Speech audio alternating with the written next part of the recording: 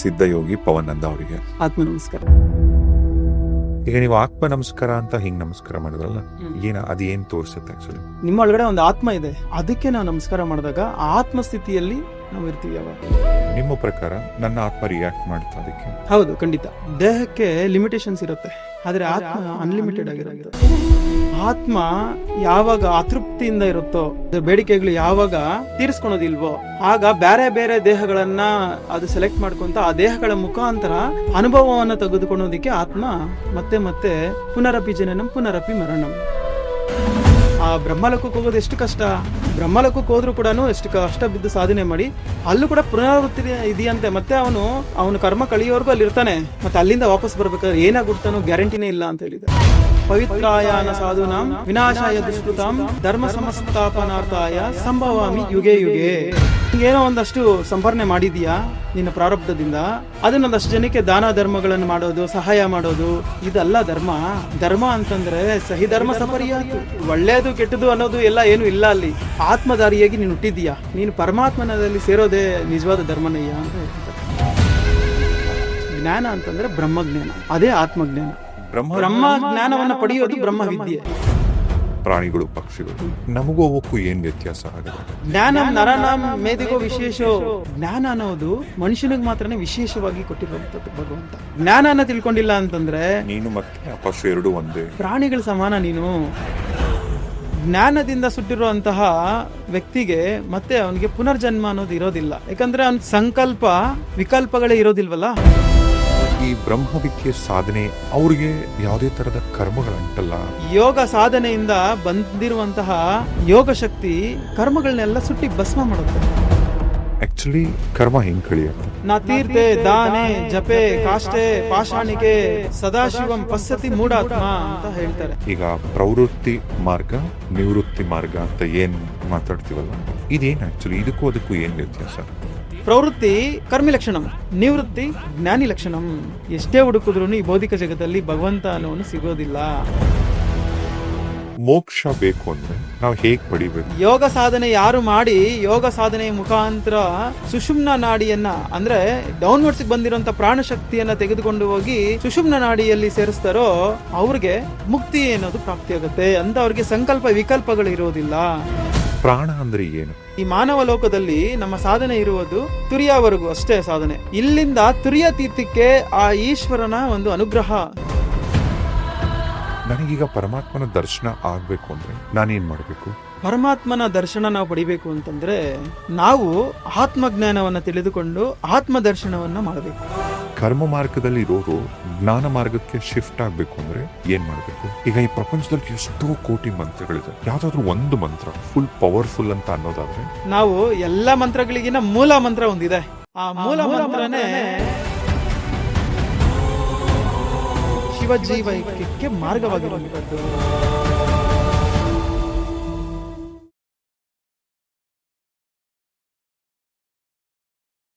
ರಾಜೇಶ್ ರಿವಿಲ್ಸ್ನ ಈ ಮತ್ತೊಂದು ಪಾಡ್ಕಾಸ್ಟ್ಗೆ ಸ್ವಾಗತ. ಇವತ್ತು ನಮ್ಮ ಪಾಡ್ಕಾಸ್ಟ್ ಅಲ್ಲಿ ಇರ್ತಕ್ಕಂಥ ಅತಿಥಿಗಳೇ ವಿಶೇಷ, ಯಾಕಂದ್ರೆ ಇವರು ಮೂಲತಃ ಒಬ್ರು ಅಂತಾರಾಷ್ಟ್ರೀಯ karate player, gold medal winner ಇವರು. ಆದ್ರೆ ಇವತ್ತಿನ ಇವರ ಸಾಧನೆಯ ಜರ್ನಿ ಇದೆ ಅಲ್ಲ, ಚೆನ್ನಾಗಿದೆ ಇವರ ಕತೆ. ಬನ್ನಿ ಕೇಳೋಣ. ನನ್ನ ಜೊತೆಗೆ ಇರ್ತಕ್ಕಂಥ ನಮ್ಮ ಅತಿಥಿಗಳು. ನಮಸ್ಕಾರ. ಸಿದ್ಧಯೋಗಿ ಪವನಂದ ಅವರಿಗೆ ಆತ್ಮ ನಮಸ್ಕಾರ.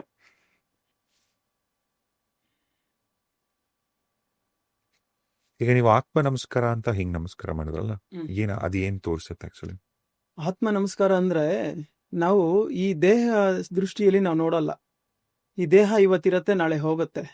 ಹಾಗಾಗಿ ನಾವು ದೇಹಕ್ಕೆ ಯಾವುದೇ ಪ್ರಾಮುಖ್ಯತೆ ಕೊಡೋದಿಲ್ಲ. ನಿಮ್ಮ ಒಳಗಡೆ ಒಂದು ಆತ್ಮ ಇದೆ, ಅದಕ್ಕೆ ನಾವು ನಮಸ್ಕಾರ ಮಾಡಿದಾಗ ಆತ್ಮ ಸ್ಥಿತಿಯಲ್ಲಿ ನಾವು ಇರ್ತೀವಿ. ಯಾವಾಗ ಪ್ರತಿಯೊಂದು ಜೀವಿಯಲ್ಲೂ ನಾವು ಆತ್ಮ ದೃಷ್ಟಿಯಲ್ಲಿ ನೋಡ್ತೀವಿ.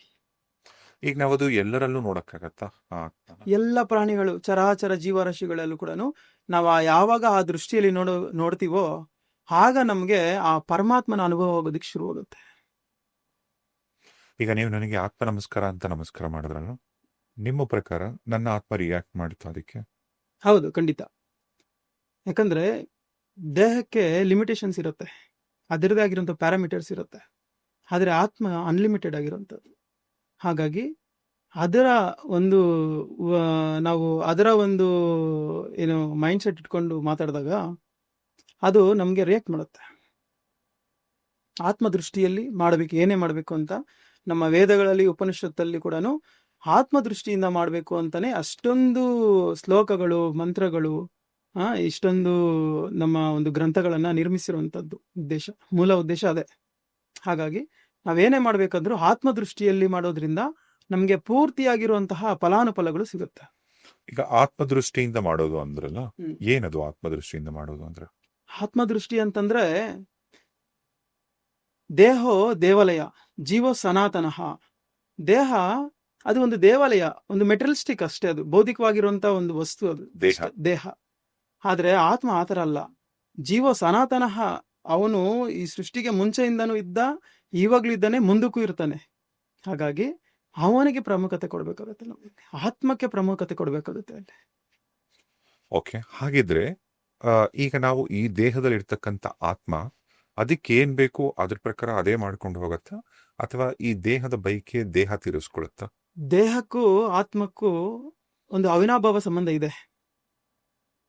ಆತ್ಮ ಯಾವಾಗ ಅತೃಪ್ತಿಯಿಂದ ಇರುತ್ತೋ, ಅದರ ಬೇಡಿಕೆಗಳು ಯಾವಾಗ ಬಗೆಹರೋದಿಲ್ಲ, ಅದರ ಬೇಡಿಕೆಗಳು ಯಾವಾಗ ತೀರಿಸ್ಕೊಳೋದಿಲ್ವೋ, ಆಗ ಬೇರೆ ಬೇರೆ ದೇಹಗಳನ್ನ ಅದು ಸೆಲೆಕ್ಟ್ ಮಾಡ್ಕೊಂತ ಆ ದೇಹಗಳ ಮುಖಾಂತರ ಅನುಭವವನ್ನ ತೆಗೆದುಕೊಳ್ಳೋದಿಕ್ಕೆ ಆತ್ಮ ಮತ್ತೆ ಮತ್ತೆ ಪುನರಪಿ ಜನನಂ ಪುನರಪಿ ಮರಣಂ, ಹುಟ್ಟುತ್ತಾ ಸಾಯುತ್ತಾ ಮತ್ತೆ ಮತ್ತೆ ಬರ್ತಾ ಇರುತ್ತೆ. ಓಕೆ, ಅಂದ್ರೆ ಈಗ ಕೆಲವರು ಹೇಳ್ತಾರೆ, ಈಗ ಮನುಷ್ಯನಲ್ಲಿರ್ತಕ್ಕಂಥ ಆತ್ಮ ಮತ್ತೆ ಜನ್ಮ ಅಂತ, ಪುನರ್ಜನ್ಮ ಅಂತ ತಗೊಂಡ್ರೆ ಅದು ಮನುಷ್ಯನಾಗ ಮಾತ್ರನೇ ಹುಟ್ಟಕ್ ಸಾಧ್ಯ ಅಂತ? ಖಂಡಿತ ಇಲ್ಲ. ಯಾಕೆಂತಂದ್ರೆ ನಮ್ಮ ಉಪನಿಷತ್ತಲ್ಲಿ ಹೇಳಿದ್ದಾರೆ, ಭಗವದ್ಗೀತೆಯಲ್ಲಿ ಅದ್ಭುತವಾಗಿ ಹೇಳಿದ್ದಾರೆ ಅದ್ರ ಬಗ್ಗೆ. ಆ ಬ್ರಹ್ಮ ಭೂನಾಲೋಕ ಪುನರಾವೃತ್ತಿನೋ ಅರ್ಜುನ ಅಂತೇಳಿ ಸ್ವಾಮಿ ಅರ್ಜುನನ್ಗೆ ಹೇಳ್ತಾರೆ. ಏನಂದ್ರೆ, ಎಷ್ಟೋ ತಪಸ್ಸು ಮಾಡಿ, ಎಷ್ಟೋ ಪರಿಶ್ರಮ ಪಟ್ಟು ಅವರು ಸಾಧನೆಯಲ್ಲಿ ಆ ಬ್ರಹ್ಮಲೋಕಕ್ಕೆ ಹೋದ್ರು ಕೂಡ ಅಲ್ಲೂ ಕೂಡ ಪುನರಾವೃತ್ತಿ ಇದೆಯಂತೆ. ನೋಡಿ, ಆ ಬ್ರಹ್ಮಲೋಕಕ್ಕೆ ಹೋಗೋದು ಎಷ್ಟು ಕಷ್ಟ, ಅಷ್ಟು ಸುಲಭವಾಗಿರುವಂತ ಮಾತಲ್ಲ ಅದು. ಹಾಗಾಗಿ ಆ ಬ್ರಹ್ಮಲೋಕಕ್ಕೆ ಹೋದ್ರು ಕೂಡ ಎಷ್ಟು ಕಷ್ಟ ಬಿದ್ದು ಸಾಧನೆ ಮಾಡಿ ಅಲ್ಲೂ ಕೂಡ ಪುನರಾವೃತ್ತಿ ಇದೆಯಂತೆ. ಮತ್ತೆ ಅವನು ಕರ್ಮ ಕಳಿಯೋವರೆಗೂ ಅಲ್ಲಿ ಇರ್ತಾನೆ. ಅವನ ಕರ್ಮಗಳು ಎಲ್ಲ ಕಳೆದೋದ್ಮೇಲೆ ಮತ್ತೆ ಅಲ್ಲಿಂದ ವಾಪಸ್ ಬರ್ಬೇಕಾದ್ರೆ ಏನಾಗುಡ್ತಾನೋ ಗ್ಯಾರಂಟಿನೇ ಇಲ್ಲ ಅಂತ ಹೇಳಿದ್ದಾರೆ. ಮನುಷ್ಯ ಗುಡ್ತೀವಿ ಅನ್ನೋ ಗ್ಯಾರಂಟಿ ಇಲ್ಲ ನಮ್ದು, ಏನ್ ಬೇಕಾದ್ರೂ ಗುಟ್ಬೋದು. ಅಲ್ಲ, ಈಗ ಒಂದು ಥಿಯರಿ, ಈಗ ಬ್ರಹ್ಮಕುಮಾರಿ, ಪ್ರಜಾಪಿತ ಬ್ರಹ್ಮಕುಮಾರಿ ಈಶ್ವರ್ಯ ವಿಶ್ವವಿದ್ಯಾಲಯ ಅದೇನಿದೆ ಅಲ್ಲ, ಅವರಲ್ಲಿ ನಾನು ರೀಸೆಂಟ್ ಆಗಿ ವಿಸಿಟ್ ಮಾಡಿದಾಗ ಅಲ್ಲಿ ಹೇಳೋದು, ನೀವು ಬೇವಿನ ಮರದ ಬೀಜ ಹಾಕಿದಾಗ ಬೇವಿನ ಮರನೇ ಬೆಳೆಯೋದು, ಮಾವಿನ ಮರದ ಬೀಜ ಹಾಕಿದ್ರೆ ಮಾವಿನ ಮರನೇ ಹುಟ್ಟೋದು. ಅದೇ ತರ ಮನುಷ್ಯನಾಗಿ ಹುಟ್ಟಿದಿರ, ಮತ್ತೆ ನೀವು ಹುಟ್ಟೋದು ಮಾನವರಾಗಿ ಅಂತ. ಈಗ ನಾವು ಸಾಧಾರಣವಾಗಿ ಸಾಕಷ್ಟು ತೊಂದರೆಗಳು, ಕಷ್ಟಗಳು, ನೋವುಗಳಿಂದ ಕೂಡಿದ್ದಾಗ ಜೀವನ ಏನನ್ಸುತ್ತೆ ಅವನಿಗೆ, ನಾನು ಯಾವ್ದಾದ್ರು ಪಕ್ಷಿಯಾಗಿ ಹುಟ್ಟಿದ್ರೆ ಚೆನ್ನಾಗಿರೋದು, ಅಥವಾ ಯಾವ್ದಾದ್ರು ಪ್ರಾಣಿಯಾಗಿ ಹುಟ್ಟಿದ್ರೆ ಚೆನ್ನಾಗಿರೋದು ಅಂತ ಅನ್ಸುತ್ತೆ. ಆ ಸಂಕಲ್ಪವನ್ನ ಇಟ್ಕೊಂಡು ಅವನ್ ಸತ್ತಾಗ ಏನಾಗುಡ್ತಾನೆ, ಮತ್ತೆ ಮಾನವನಾಗುಡ್ತಾನೆ ಅನ್ನೋ ಏನ್ ಗ್ಯಾರಂಟಿ ಇದೆ? ಯದ್ಭಾವಂ ತದ್ಭವತಿ ಅಂತ ಹೇಳ್ಬೋದು ಇದಕ್ಕೆ. ಅದು ಅವನ ಬೈಕೇನ, ಅವನ ಆತ್ಮದ ಬೈಕೇನ? ಅವನು ಒಂದು ಎಮೋಷನಲ್ ಸ್ಟೇಟ್ ಅಲ್ಲಿ ಇದ್ದಾಗ ಆ ಒಂದು ಅಫರ್ಮೇಶನ್ ಅನ್ನ ತಗೊಂಡಾಗ ಆಟೋಮೆಟಿಕ್ ಆಗಿ ಅವನ ಸಬ್ ಕಾನ್ಶಿಯಸ್ ಅಲ್ಲಿ ಅದು ಕ್ಯಾರಿ ಫಾರ್ವರ್ಡ್ ಆಗುತ್ತೆ. ಆ ಸಬ್ ಕಾನ್ಶಿಯಸ್ ಅಲ್ಲಿ ಯಾವಾಗ ಒಂದು ಪ್ರೋಗ್ರಾಮ್ ಆಗುತ್ತೋ ಆಟೋಮೆಟಿಕ್ ಆಗಿ ನೆಕ್ಸ್ಟ್ ಜನ್ಮದಲ್ಲಿ ಅದೇ ಆಗುತ್ತಾನೆ ಅವನು. ಓಕೆ, ಈಗ ಉದಾಹರಣೆಗೆ ಆತ್ಮ ಅಂತ ಅಂತಕ್ಕಂಥದ್ದು ಕಣ್ಣಿಗೆ ಕಾಣಲ್ಲ, ಕರೆಕ್ಟಾ? ಓಕೆ, ಆತ್ಮನೇ ಕಣ್ಣಿಗೆ ಕಾಣಲ್ಲ, ಇನ್ ಸಬ್ ಕಾನ್ಶಿಯಸ್ ಕೂಡ ಕಣ್ಣಿಗೆ ಕಾಣಲ್ಲ. ಹೌದು. ಇದಕ್ ಪ್ರೂಫ್ ಏನ್ ಇವಾಗ? ಈಗ ನಮ್ಗೆ ಈ ಒಂದು ಚೌಕಟ್ಟಿನಲ್ಲಿ ನಾವು ಇದ್ದೀವಿ, ಅದ್ರ ಹೊರಗಡೆ ನಮ್ಗೇನು ಕಾಣಿಸ್ತಾ ಇಲ್ಲ, ಹಂಗಂತೇಳಿ ಅದಿಲ್ಲ ಅಂತ ಅರ್ಥನಾ? ಅಲ್ವಲ್ಲ. ಆದ್ರೂ ಈ ಡೋರ್ ಓಪನ್ ಮಾಡಿದ್ಮೇಲೆ ಸಾಕಷ್ಟು ನಾವು ನೋಡ್ಬೋದು. ಅಂದ್ರೆ ಈಗ ಸ್ಟುಡಿಯೋ ಒಳಗೆ ನೀವು, ನಾನು, ನಮ್ ಟೆಕ್ನಿಷಿಯನ್ ಇಷ್ಟೇ ಕಾಣಿಸ್ತಾ ಇರೋದು, ಜನ ಮಾತ್ರ ಇದೀವಿ. ಈಗ ಸ್ಟುಡಿಯೋ ಕ್ಲೋಸ್ ಆಗಿದೆ. ಈಗ ನಮ್ಮ ದೇಹದಲ್ಲೂ 72,000 ನಾಡಿಗಳಿದಾವೆ, ಎಷ್ಟೋ ಗ್ಲ್ಯಾಂಡ್ ಸಿಸ್ಟಮ್ಸ್ ಇದಾವೆ, ಎಷ್ಟೋ ಬೋನ್ ಸಿಸ್ಟಮ್ಸ್ ಇದಾವೆ, ಎಷ್ಟೋ ನರ್ವಸ್ ಸಿಸ್ಟಮ್ ಇದಾವೆ. ಅದೆಲ್ಲ ನಮ್ಗೆ ಕಾಣಿಸಲ್ವಲ್ಲ. ಈಗೇನೋ ಸೈನ್ಸ್ ಅಡ್ವಾನ್ಸ್ ಆಗಿದೆ, ಎಲ್ಲಾ ಸ್ಕ್ಯಾನರ್ಸ್ ಮತ್ತೆ ಬೇರೆ ಬೇರೆ ಇಕ್ವಿಪ್ಮೆಂಟ್ಸ್ ಇದಾವೆ, we can see. Before that ಅದಕ್ಕೆ ಮುಂಚೆ ಏನು ಇರಲಿಲ್ಲ, ಆವಾಗ ಕಾಣಿಸ್ತಿರ್ಲಿಲ್ವಲ್ಲ. ಸೊ ಹಾಗಾಗಿ ಪ್ರತಿಯೊಬ್ಬರು ಇವಾಗ ಒಂದೇ ತರ ಇರ್ಬೇಕಾಗಿತ್ತಲ್ವಾ? ಯಾಕಿಲ್ಲ ಹ್ಮ್. ಪ್ರಶ್ನೆ. ಹ್ಮ್. ಹ್ಮ್. ಪ್ರತಿಯೊಬ್ಬರು ಒಂದೇ ತರ ಇರ್ಬೇಕಾಗಿತ್ತು. ಯಾಕಿಲ್ಲ ಅಂತಂದ್ರೆ ಅವರ ಒಂದು ಪ್ರಾರಬ್ಧ ಕರ್ಮಗಳು ಏನಿರುತ್ತೋ ಆ ಅನುಗುಣವಾಗಿ ಈ ಜನ್ಮವನ್ನ ತೆಗೆದುಕೊಂತಾರೆ. ಅಂದ್ರೆ ಸಂಚಿತ ಕರ್ಮ. ಪ್ರಾರಬ್ಧ, ಆಗಾಮಿ, ಸಂಚಿತ ಅಂತ 3 ಕರ್ಮಗಳು ಇದ್ದಾವೆ ಮೇನ್ಲಿ.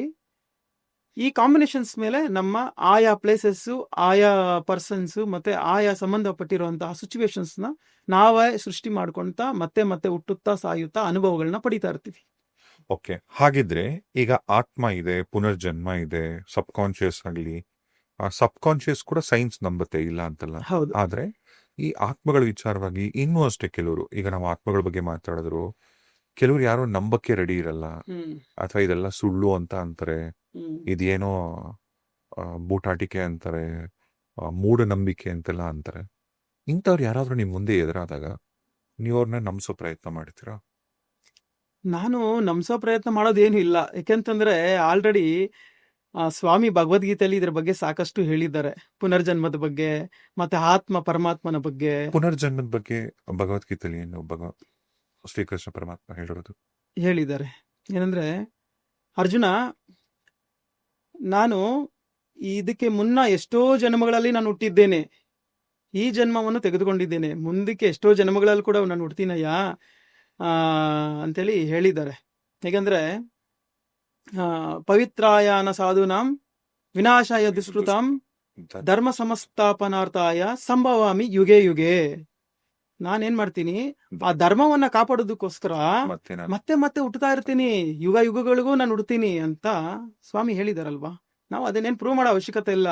ಏನಂತಂದ್ರೆ ನಾವು ಅದನ್ನ ಅವ್ರು ಹೇಳಿರೋ ದಾರಿಯಲ್ಲಿ ನಡ್ಕೊಂಡು ಹೋದ್ರೆ ಸಾಕು. ಓಕೆ, ಈಗ ಧರ್ಮ ಸಂಸ್ಥಾಪನೆ ಮಾಡಕ್ಕೋಸ್ಕರ ನಾನು ಪರಮಾತ್ಮ ಶ್ರೀಕೃಷ್ಣ ಪರಮಾತ್ಮ ಮತ್ತೆ ನಾನು ಹುಟ್ತೀನಿ ಪದೇ ಪದೇ ಅಂತ ಹೇಳಿದ್ರಲ್ಲ. ಹೌದು. ಈಗ ಧರ್ಮ ಅನ್ನೋ ವಿಚಾರವಾಗಿ ಇದು ತುಂಬಾ ಜನಕ್ಕೆ ಹತ್ತಾರು ಕನ್ಫ್ಯೂಷನ್ಸ್.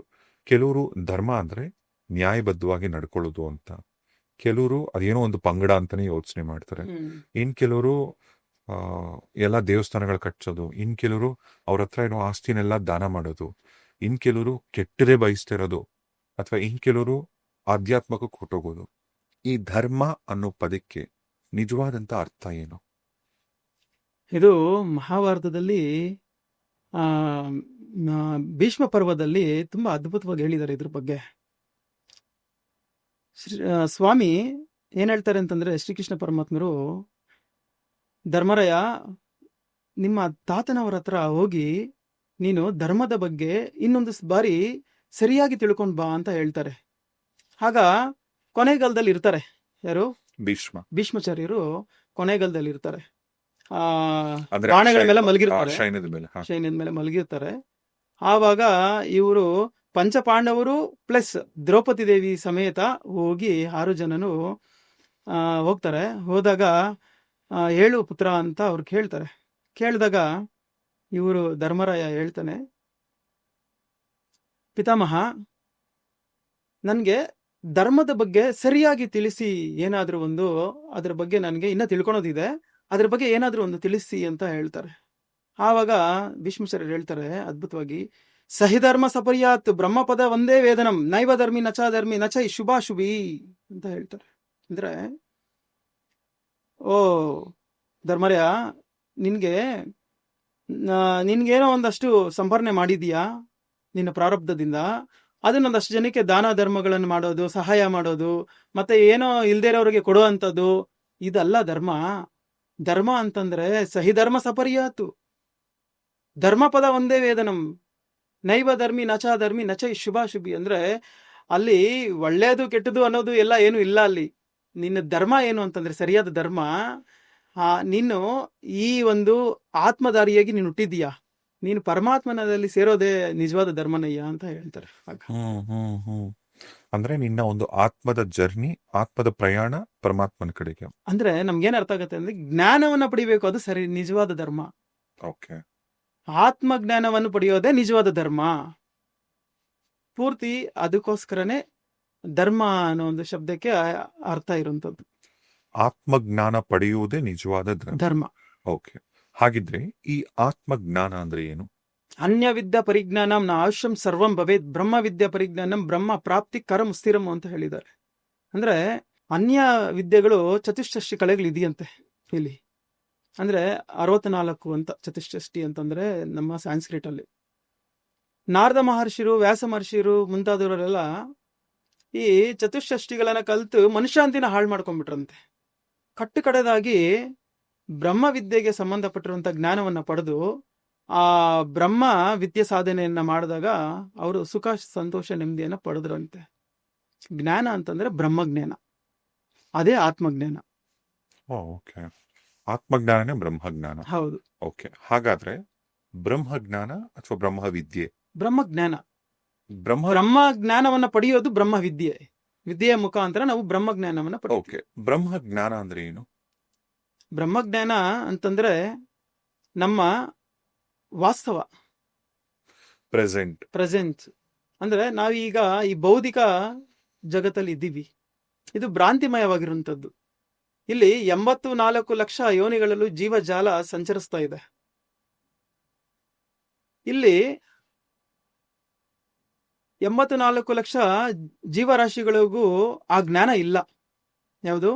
ನಾನಂದ್ರೆ ಯಾರು, ಈ ಪ್ರಕೃತಿ ಅಂದ್ರೆ ಏನು, ನಾನು ಏನು, ಪರಮಾತ್ಮ ಅಂತಂದ್ರೆ ಏನು ಅನ್ನೋ ತಿಳ್ಕೊಳೋ ಒಂದು ಅದೃಷ್ಟ ಅದಕ್ಕಿಲ್ಲ. ಇಲ್ಲಿ ಮನುಷ್ಯನಿಗೆ ಮಾತ್ರ ಅದೃಷ್ಟ ಇದೆ. ಭಗವಂತ ಮನುಷ್ಯನಿಗೆ ಮಾತ್ರ ಆ ಜ್ಞಾನ ಕೊಟ್ಟಿದ್ದಾನೆ. ಜ್ಞಾನ ಎಲ್ಲ ಜೀವರಾಶಿಗಳಿಗೂ ಇದೆ, ಆದ್ರೆ ವಿಚಕ್ಷಣ ಜ್ಞಾನ ಮಾತ್ರ ಮಾನವನಿಗೆ ಮಾತ್ರ ಇರುವಂತದ್ದು, ವಿಚಕ್ಷಣ ಜ್ಞಾನ. ಇವಾಗ ಹಾಗಿದ್ರೆ ಈಗ ನಮಗೂ ಮನುಷ್ಯರಿಗೂ ಈ ಬೇರೆ ಜೀವಗಳೆಲ್ಲ ಇರುತ್ತಲ್ಲ, ಪ್ರಾಣಿಗಳು, ಪಕ್ಷಿಗಳು, ನಮಗೂ ಅವಕ್ಕೂ ಏನ್ ವ್ಯತ್ಯಾಸ ಹಾಗಾದ್ರೆ? ಇದು ಉತ್ತರ ಗೀತೆ ಅಂತ ಒಂದಿದೆ. ಉತ್ತರ ಗೀತೆ ಭಗವದ್ಗೀತೆ ಕ್ಯಾಶುವಲ್ ಆಗಿ ಎಲ್ಲರಿಗೂ ಗೊತ್ತಿದೆ. ಆದ್ರೆ ಉತ್ತರ ಗೀತೆ ಅನ್ನೋದು ಸಾಕಷ್ಟು ಜನಕ್ಕೆ ಗೊತ್ತಿಲ್ಲ. ಉತ್ತರ ಗೀತೆಯೇ ಭಗವದ್ಗೀತೆ ಮಹಾಭಾರತ ನಡೆದಿ ಎಷ್ಟೊಂದು ವರ್ಷಗಳಾದ್ಮೇಲೆ ಮತ್ತೆ ಅರ್ಜುನನಿಗೂ ಮತ್ತೆ ಸ್ವಾಮಿಗೆ ಒಂದು ಇದು ನಡೆಯುತ್ತೆ, ಏನೋ ಡಿಸ್ಕಷನ್ ನಡೆಯುತ್ತೆ. ಅದರಲ್ಲಿ ಅರ್ಜುನ ಕೇಳ್ತಾನೆ, ಭಾವ, ನನಗೆ ಆ ಮಹಾಭಾರತ ಯುದ್ಧದ ಸಮಯದಲ್ಲಿ ಜ್ಞಾನಬೋಧನೆ ಮಾಡಿದ್ದೆ, ನನಗೆ ಕರ್ಮ ಸಿದ್ಧಾಂತ ಬಿಟ್ರೆ ಬೇರೆದು ಏನು ನನ್ನ ತಲೆಗೆ ಹೋಗ್ಲಿಲ್ಲ. ನನಗೆ ಇವಾಗ ಆ ಒಂದು ಪರಮಾತ್ಮನ ಬಗ್ಗೆ ನನಗೆ ತಿಳಿಸಿಕೊಡು, ನನಗೆ ಮುಕ್ತಿ ಮೋಕ್ಷದ ಬಗ್ಗೆ ತಿಳಿಸಿಕೊಡು ಅಂತೇಳಿ ಪ್ರಶ್ನೆಯನ್ನ ಕೇಳ್ತಾರೆ. ಆಗ ಉತ್ತರ ಗೀತೆ ಅಂತ ಅದನ್ನ ಹೇಳ್ತೀವಿ ನಾವು. ಅವರಿಬ್ಬರ ಸಂಭಾಷಣೆ ಇಬ್ರು ಇರೋವಾಗೆ ನಡೆಯೋದ್ರಿಂದ ಆ ಸಂಭಾಷಣೆ ಉತ್ತರ ಗೀತೆ ಅಂತ. ಉತ್ತರ ಅಂತಂದ್ರೆ ಮೇಲಕ್ಕೆ ಹೋಗೋದು ಅಂತ, ದಕ್ಷಿಣ ಅಂದ್ರೆ ಕೆಳಗಡೆ ಬರೋದು ಅಂತ. ಭೌತಿಕವಾಗಿ ಉತ್ತರ ಈ ಕಡೆ, ದಕ್ಷಿಣ ಈ ಕಡೆ ಅಂತ ಹೇಳ್ತೀವಿ. ಕರೆಕ್ಟ್. ಆದ್ರೆ ಇಲ್ಲಿ ಆಧ್ಯಾತ್ಮಿಕದಲ್ಲಿ ಉತ್ತರಾಯಣ ಅಂತಂದ್ರೆ ಊರ್ಧ್ವಕ್ಕೆ ಹೋಗುವಂತದ್ದು, ದಕ್ಷಿಣ ಅಂತಂದ್ರೆ ಕೆಳಗಡೆ ಬರುವಂತದ್ದು. ಊರ್ಧಂ ಪುಣ್ಯ ಅದು ಪಾಪ. ಜೀವ ಇಲ್ಲಿ ಡೌನ್ವರ್ಡ್ಸ್ ಅಲ್ಲಿ ಇರ್ತಾನೆ. ಆಕ್ಚುಲಿ ಡೌನ್ವರ್ಡ್ಸ್ ಇಂದ ಅವನ್ನ ನಾವು ಊರ್ಧಕ್ಕೆ ತೆಗೆದುಕೊಂಡು ಹೋದಾಗ ಆವಾಗ ಅವನಿಗೆ ಮುಕ್ತಿ ಮೋಕ್ಷ ಅನ್ನೋದು ಸಿಗುತ್ತೆ. ಇದೇ ಮುಕ್ತಿ ಮೋಕ್ಷಕ್ಕೆ ಸೀಕ್ರೆಟ್ ಇರುವಂತದ್ದು. ಇಲ್ಲೇನಾಗತ್ತೆ ಅಂತಂದ್ರೆ ಇವರಿಬ್ರು ಸಂಭಾಷಣೆ ನಡಿಬೇಕಾದ್ರೆ ನನಗೆ ಸ್ವಲ್ಪ ಹೇಳು ಅಂತ ಅರ್ಜುನ ಕೇಳ್ತಾನೆ. ಆವಾಗ ಸ್ವಾಮಿ ಹೇಳ್ತಾರೆ, ಆಹಾರ ನಿದ್ರಾ ಭಯಂ ಮೈದುನಿಂಚ ತತ್ ಪಸುವಿನಂ ಸಮಾನಃ ಜ್ಞಾನಂ ನರನಾಂ ಮೇದಿಕೋ ವಿಶೇಷೋ ಜ್ಞಾನವಿಹೀನ ಪಸುಬಿ ಸಮಾನಃ ಅಂತ ಹೇಳ್ತಾರೆ. ಅಂದ್ರೆ ಆಹಾರ, ನಿದ್ರೆ, ಭಯ, ಮೈದುನ ಕ್ರಿಯೆ, ಸಂತಾನ ಉತ್ಪತ್ತಿ, ಅದರ ಲಾಲನ ಪಾಲಗಳ ಎಲ್ಲಾನು ಪ್ರಕೃತಿಯಲ್ಲಿ ಇತರ ಜೀವಿಗಳಿಗೂ ಮನುಷ್ಯರಿಗೂ ಸರಿ ಸಮಾನವಾಗಿದೆ, ಯಾವುದೇ ವ್ಯತ್ಯಾಸಗಳಿಲ್ಲ. ಆದ್ರೆ ಜ್ಞಾನಂ ನರನಾಂ ಮೇದಿಗೋ ವಿಶೇಷೋ, ಜ್ಞಾನ ಅನ್ನೋದು ಮನುಷ್ಯನಿಗೆ ಮಾತ್ರನೇ ವಿಶೇಷವಾಗಿ ಕೊಟ್ಟಿರುವಂತದ್ದು ಭಗವಂತ. ಆ ಜ್ಞಾನ ಏನು ಅನ್ನೋ ತಿಳ್ಕೊಂಡಿಲ್ಲ ಅಂತಂದ್ರೆ ಜ್ಞಾನ ವಿಹೀನ ಪಸುಬಿ ಸಮಾನಃ ಅಂತ ಹೇಳ್ತಾರೆ. ಅಂದ್ರೆ ಆ ಜ್ಞಾನನ ತಿಳ್ಕೊಂಡಿಲ್ಲ ಅಂತಂದ್ರೆ ನೀನು ಮತ್ತೆ ಆ ಪಶು ಎರಡು ಒಂದೇ, ಪ್ರಾಣಿಗಳ ಸಮಾನ ನೀನು, ಏನು ಡಿಫ್ರೆನ್ಸ್ ಏನು ಇಲ್ಲ. ನಿನ್ಗೆ ಇಷ್ಟು ಟೆಕ್ನಾಲಜಿ ಕೊಟ್ಟಿ ಎಲ್ಲಾ ಪ್ರಾಣಿಗಳಿಗೂ ನಮ್ಗೆ ಕಾಣಿಸೋ ತರ ಕಲರ್ಫುಲ್ ವರ್ಲ್ಡ್ ಕಾಣಿಸೋದಿಲ್ಲ. ಕೆಲವ್ರಿಗೆ ಥರ್ಮಲ್ ಫಾರ್ಮೆಟ್ ಅಲ್ಲಿ ಕಾಣಿಸುತ್ತೆ, ಇನ್ ಕೆಲವು ಬ್ಲಾಕ್ ಅಂಡ್ ವೈಟ್ ಫಾರ್ಮೆಟ್ ಅಲ್ಲಿ ಕಾಣಿಸುತ್ತೆ. ಬೇರೆ ಬೇರೆ ಡಿಫ್ರೆಂಟ್ ಟೈಪ್ ಆಫ್ ಸ್ಪೀಶೀಸ್ಗೆ ಡಿಫ್ರೆಂಟ್ ಟೈಪ್ ಇದರಲ್ಲಿ ಟೆಕ್ನಾಲಜೀಸ್ ಕೊಟ್ಟಿರ್ತಾರೆ. ಮನುಷ್ಯರಿಗೆ ಮಾತ್ರ ಇಷ್ಟೊಂದು ಕಲರ್ಫುಲ್ ಆಗಿ ಕೊಟ್ಟಿರುವಂತದ್ದು, ಇಷ್ಟೊಂದು ಟೆಕ್ನಾಲಜಿನ ಯೂಸ್ ಮಾಡಿ ಡಿಸೈನ್ ಮಾಡಿರುವಂತದ್ದು. ಈಗ ನಾಯಿಗಳಿಗೂ ಎಲ್ಲಾನು ಬರೀ ಬ್ಲಾಕ್ ಅಂಡ್ ವೈಟ್ ಅಲ್ಲೇ ಕಾಣಿಸುತ್ತೆ. ಹೌದು, ಖಂಡಿತ. ಸಾಕಷ್ಟು ಪ್ರಾಣಿಗಳಿಗೆ ಥರ್ಮಲ್ ಫಾರ್ಮೆಟ್ ಅಲ್ಲಿ ಕಾಣಿಸುತ್ತೆ. ಈ ಪ್ರಿಡಿಯೇಟರ್ ಮೂವೀಸ್ ನೋಡ್ತೀವಲ್ಲ, ಆ ಪ್ರಿಡಿಯೇಟರ್ಗೆ ಹಿಂಗ್ ಕಾಣಿಸುತ್ತೆ, ಥರ್ಮಲ್ ಫಾರ್ಮೆಟ್ ಅಲ್ಲಿ ಕಾಣಿಸುತ್ತೆ. ಸಾಕಷ್ಟು ಪ್ರಾಣಿಗಳಿಗೆ ಆ ಫಾರ್ಮೆಟ್ ಅಲ್ಲಿ ಕಾಣಿಸುತ್ತೆ. ಅದನ್ನ ನೋಡೇ ಅವರು ಅದನ್ನ ಡಿಸೈನ್ ಮಾಡಿರುವಂತದ್ದು. ಅಲ್ಲ, ಇವಾಗ ನನಗೆ ಒಂದು ಕುತೂಹಲ. ಈಗ ನೀವೊಬ್ರು ಅಂತಾರಾಷ್ಟ್ರೀಯ ಕರಾಟೆ ಪಟುವಾಗಿದ್ರು, ಈಗ ಈ ಸಾಧನೆ ಇದು ಹೆಂಗಿದ್ದು? ಅಂದ್ರೆ ನನ್ಗೆ, ನಾನು 8th ಸ್ಟ್ಯಾಂಡರ್ಡ್ ಇರ್ಬೇಕಾದ್ರೆ ನಾನು ಕರಾಟೆ ಒಂದು ಬ್ರೂಸ್ಲಿ ಇಂಟರ್ನ್ಯಾಷನಲ್ ಕರಾಟೆ ಸ್ಕೂಲಲ್ಲಿ ನಾನು ಜಾಯ್ನ್ ಆದೆ. ಆವಾಗ ಅಲ್ಲಿ ಜಾಯ್ನ್ ಆಗ್ಬೇಕಾದ್ರೆ ಅಲ್ಲಿ ಬೌದ್ಧಿ ವಿದ್ಯಾ ಸಾಧನೆ ಅನ್ನೋದು ಒಂದು ಇತ್ತು. ಅಲ್ಲಿ ಕರಾಟೆ ಪ್ರಾಕ್ಟೀಸ್ ಆದ್ಮೇಲೆ ನಾವು 20 to 25 ಮಿನಿಟ್ಸ್ ಆ ಬೌದ್ಧ ವಿದ್ಯೆ ಸಾಧನೆಯನ್ನ ಮಾಡಬೇಕಾಗಿತ್ತು. ಆ ಬೌದ್ಧ ವಿದ್ಯೆ ಸಾಧನೆಯಲ್ಲಿ ಸಾಕಷ್ಟು ಅದ್ಭುತವಾದಂತ ಶಕ್ತಿ ಬರೋದು. ಈ ಕರಾಟೆ ಮಾಡ್ಬೇಕಾದ್ರೆ ಎನರ್ಜಿ ಲಾಸ್ ಆಗೋದು, ಆ ಬೌದ್ಧ ವಿದ್ಯೆ ಸಾಧನೆ ಮಾಡ್ಬೇಕಾದ್ರೆ ಎನರ್ಜಿ ಮತ್ತೆ ವಾಪಸ್ ಗೈನ್ ಆಗೋದು, ರಿಕವರ್ ಆಗೋದು ಆ ಎನರ್ಜಿ. ಅಂತ ಅದ್ಭುತವಾದಂಥದ್ದು ಅದು. ಹಾಗಾಗಿ ಅಲ್ಲಿಂದಾನೇ ನನಗೆ ಒಂದು ಸ್ವಲ್ಪ ಏನಾಯ್ತು, ಇನ್ಫ್ಲುಯೆನ್ಸ್ ಆಯ್ತು. ಆಮೇಲೆ ನಾನು ಒಂದು ಸುಮಾರು ಒಂದು 15 ವರ್ಷ ಕಾಲ ನಾನು ಆ ಒಂದು ಬ್ಲ್ಯಾಕ್ ಬೆಲ್ಟ್ ಆಯ್ತು. ಬ್ಲ್ಯಾಕ್ ಬೆಲ್ಟ್ ಆದ್ಮೇಲೆ ಮತ್ತೆ ನಾನು ನ್ಯಾಷನಲ್ ಲೆವೆಲ್ ಚಾಂಪಿಯನ್ಶಿಪ್ ಅಲ್ಲಿ ನಾನು ಫಸ್ಟ್ ಪ್ಲೇಸ್ ಆಯ್ತು. ಅದಾದ್ಮೇಲೆ ಇಂಟರ್ನ್ಯಾಷನಲ್ ಚಾಂಪಿಯನ್ಶಿಪ್ ಅಲ್ಲಿ ನಂದು ಗೋಲ್ಡ್ ಮೆಡಲ್ ಇದಾಯ್ತು. ಇದೆಲ್ಲ ಆದ್ಮೇಲೆ ಮತ್ತೆ ನಾನು ಇನ್ಸ್ಟಿಟ್ಯೂಟ್ ಸ್ಟಾರ್ಟ್ ಮಾಡಿದೆ, ಕರಾಟೆ ಕ್ಲಬ್ ಅಂತೇಳಿ ಇನ್ಸ್ಟಿಟ್ಯೂಟ್ ಸ್ಟಾರ್ಟ್ ಮಾಡಿದೆ, ಬ್ರೂಸ್ಲಿ ಕರಾಟೆ ಕ್ಲಬ್ ಅಂತ. ಆ ಕರಾಟೆ ಕ್ಲಬ್ ಅಲ್ಲಿ ಏನಾಯ್ತು ಅಂತಂದ್ರೆ ಸುಮಾರು ಒಂದು 15 ವರ್ಷ ನಾನು ಇನ್ಸ್ಟಿಟ್ಯೂಟ್ ಅನ್ನ ರನ್ ಮಾಡಿದೆ.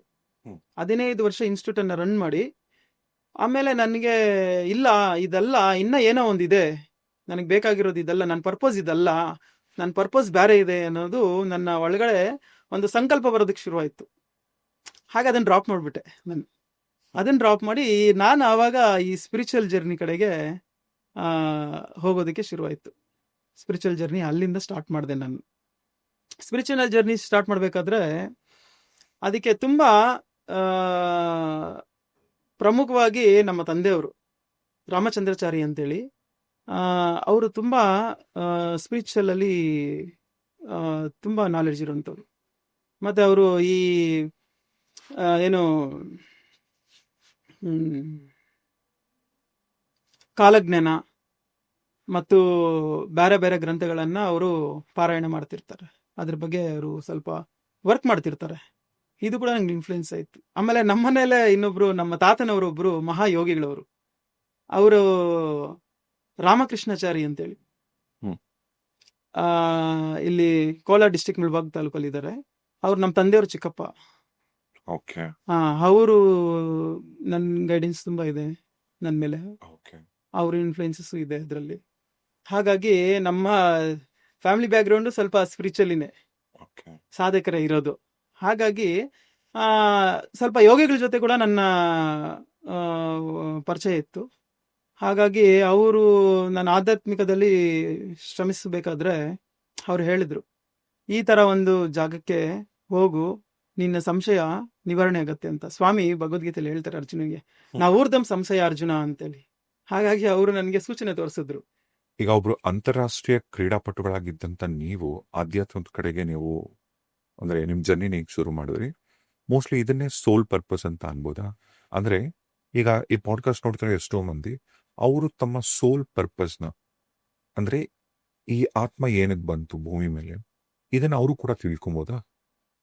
ಸೋಲ್ ಪರ್ಪಸ್ ಒಂದೇನೆ, ಆದ್ರೆ ಅದೇನಾಗತ್ತೆ ಅಂತಂದ್ರೆ ಅದನ್ನ ಮರೆತು ಆ ಭೌತಿಕ ಪ್ರಪಂಚದಲ್ಲಿ ಏನಿದೆಯೋ ಆ ಒಂದು ಬಯಕೆಗಳಿಗೆ ಅದು ಅನುಗುಣವಾಗಿ ಮತ್ತೆ ಮತ್ತೆ ಹುಟ್ಟುತ್ತಾ ಸಾಯ್ತಾ ಇರುತ್ತೆ ಅಷ್ಟೇ. ಬಿಟ್ರೆ ಸೋಲ್ ಪರ್ಪಸ್ ಇರೋದು ಒಂದೇ, ಏನಂತಂದ್ರೆ ಆತ್ಮ. ಸೋಲ್ ಅಂದ್ರೆ ಆತ್ಮ ಅಲ್ವಾ? ಆತ್ಮ ಪರಮಾತ್ಮನನ್ನು ಸೇರುವುದೇ ಒಂದು ಪರ್ಪಸ್, ಅದೇ ಯೂನಿವರ್ಸಲ್ ಪರ್ಪಸ್. ಈಗ ನಾವ್ ಅನ್ಕೊಂಡಿರ್ತೀವಿ ಪ್ರಪಂಚ ಅಂದ್ರೆ ಬರೀ ಭೂಮಿ ಮಾತ್ರ ಅಂತ. ನಮ್ಮ ಭಾರತ ದೇಶ, ಅಮೆರಿಕ, ಆಫ್ರಿಕಾ ಎಲ್ಲ ಬರೀ ನಮ್ಮ ಭೂಗೋಳ ಏನ್ ನೋಡ್ತೀವಲ್ಲ ಇದನ್ನೇ ಪ್ರಪಂಚ ಅಂತ ಅನ್ಕೊಂಡಿರ್ತೀವಿ. ಪ್ರಪಂಚ ಅಂದ್ರೆ ಬರೀ ಇಷ್ಟೇನಾ? ಅಂತಂದ್ರೆ ಪ್ರಕಾಶಮಾನಕವಾಗಿರುವಂಥದ್ದು. ಪಂಚ ಅಂತಂದ್ರೆ 5 ಭೂತಗಳಿಂದ ಕೂಡಿರುವಂಥದ್ದು. ಪ್ರಕಾಶಮಾನಕವಾಗಿ 5 ಭೂತಗಳಿಂದ ಕೂಡಿರುವಂಥದ್ದು ಈ ಒಂದು ಭೌತಿಕ ಜಗತ್ತು. ಈ ಭೌತಿಕ ಜಗತ್ತಲ್ಲಿ 84 ಲಕ್ಷ ಯೋನಿಗಳಲ್ಲೂ ಜೀವಜಾಲವು ಸಂಚರಿಸ್ತಾ ಇದೆ. 84 ಲಕ್ಷ ಜೀವರಾಶಿಗಳು ಅದರದೇ ಆಗಿರುವಂತಹ ಒಂದು ಚೌಕಟ್ಟಿನಲ್ಲಿ ಬದುಕ್ತಾ ಇರ್ತವೆ.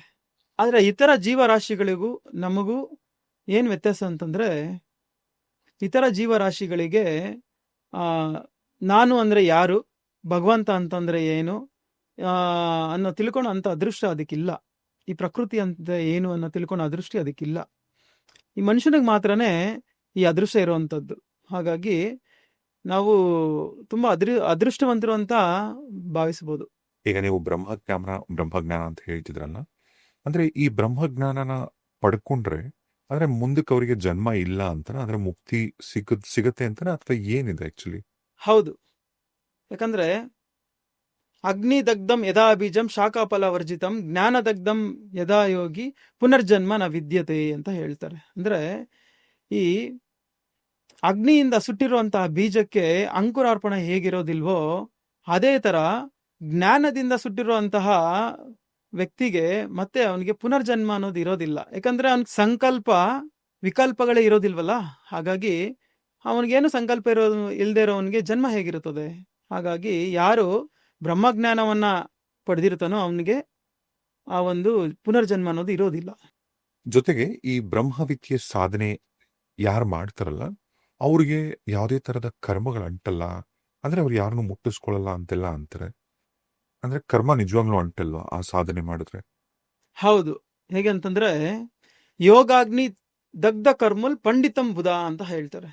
ಅಂದ್ರೆ ಯೋಗ ಸಾಧನೆಯಿಂದ ಬಂದಿರುವಂತಹ ಯೋಗ ಶಕ್ತಿ ಕರ್ಮಗಳನ್ನೆಲ್ಲ ಸುಟ್ಟಿ ಭಸ್ಮ ಮಾಡುತ್ತೆ.